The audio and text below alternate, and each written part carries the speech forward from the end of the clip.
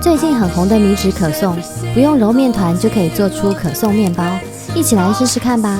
Hello， 我是 JJ， 家里还有米纸的赶快拿出来，早餐就有可颂面包可以吃啦。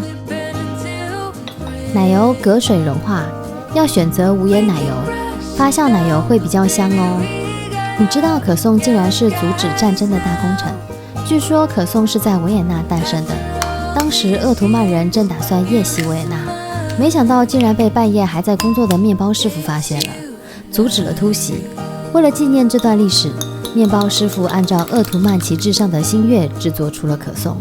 吃掉可颂就代表把敌人吃掉了。直到19世纪，用奶油做成的酥皮可颂成为了法国的标志。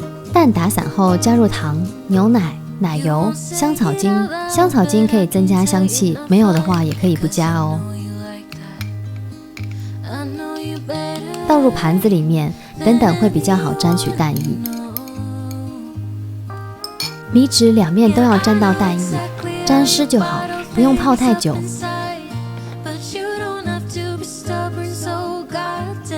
4张米纸叠在一起，这样的厚度比较刚好。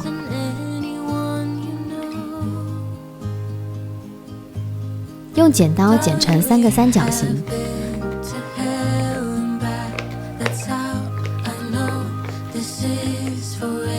左边的三角形和中间的三角形重叠，右边的三角形弧度朝上放在中间，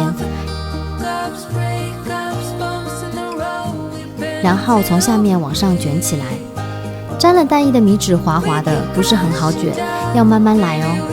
你看，造型真的很像可颂耶！我一共做了2个。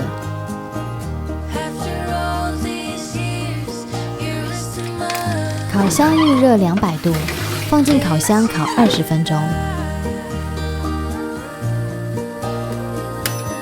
好香哦，闻得到新鲜面包出炉的味道。外面脆脆的，里面软软糯糯的，好特别的口感耶！好吃哦。想要收看更多食物小知识，记得按赞、订阅和开启小铃铛哦。拜拜。